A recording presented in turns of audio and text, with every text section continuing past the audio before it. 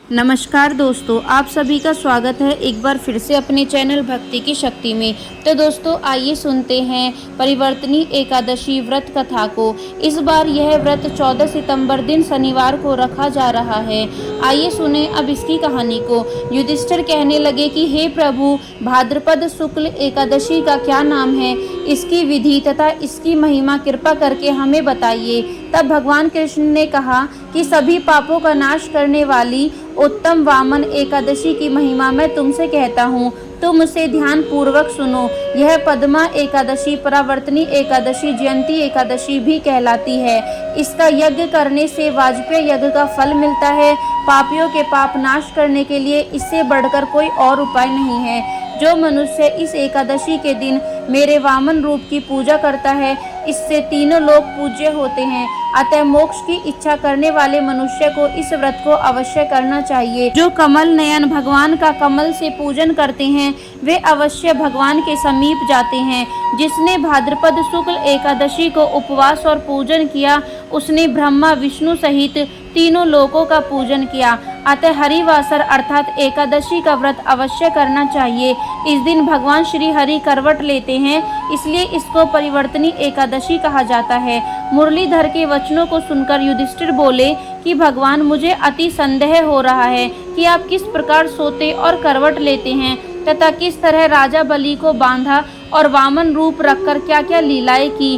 चातुर्मास के व्रत की क्या विधि है तथा आपके शयन करने पर मनुष्य का क्या कर्तव्य है, इसे आप मुझे विस्तार से बताइए। तब श्री कृष्ण ने कहा कि हे राजन, अब आप सब पापों को नष्ट करने वाली कथा का श्रवण करें। त्रेता युग में बलि नामक एक दैत्य था। वह मेरा परम भक्त था।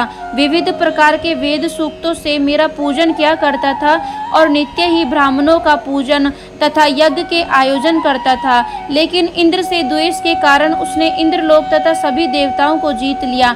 इस कारण सभी देवता एकत्र होकर सोच विचार कर भगवान के पास गए। बृहस्पति सहित इंद्रादिक देवता प्रभु के निकट जाकर और नतमस्तक होकर वेद मंत्रों द्वारा भगवान का पूजन और स्तुति करने लगे।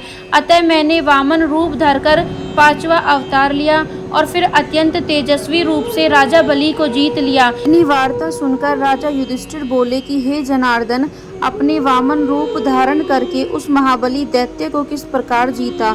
तब भगवान कृष्ण कहने लगे कि मैंने बलि से 3 पग भूमि की याचना करते हुए कहा कि ये मुझको 3 लोक के समान है और हे राजन, यह तुमको अवश्य ही देनी होगी। राजा बलि ने इसे तुच्छ याचना समझकर 3 पग भूमि का संकल्प मुझको दे दिया और मैंने अपने त्रिविक्रम रूप को बढ़ाकर यहाँ तक कि भूलोक में पद, भूवरलोक में जंगा, स्वर्गलोक में कमर, महलोक में पेट, जनलोक में हृदय, यमलोक में कंठ की स्थापना कर सत्यलोक में मुख, उसके ऊपर मस्तक स्थापित किया। सूर्य, चंद्रमा आदि सब ग्रहण, गण, योग, नक्षत्र, इंद्रादिक देवता और शेष आदि सब नागगणों ने विविध प्रकार से वेद सूक्तों से प्रार्थना की। तब मैंने राजा बलि का हाथ पकड़कर कहा कि हे राजन, एक पद से पृथ्वी, दूसरे से स्वर्गलोक पूर्ण हो गए, अब तीसरा पग कहाँ रखूं।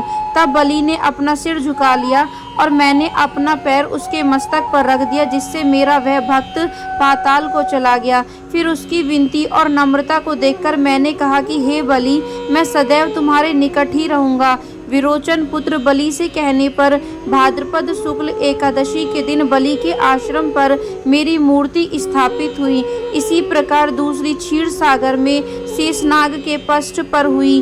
हे राजन, इस एकादशी को भगवान शयन करते हुए कलवट लेते हैं, इसलिए तीनों लोकों के स्वामी भगवान विष्णु का उस दिन पूजन करना चाहिए।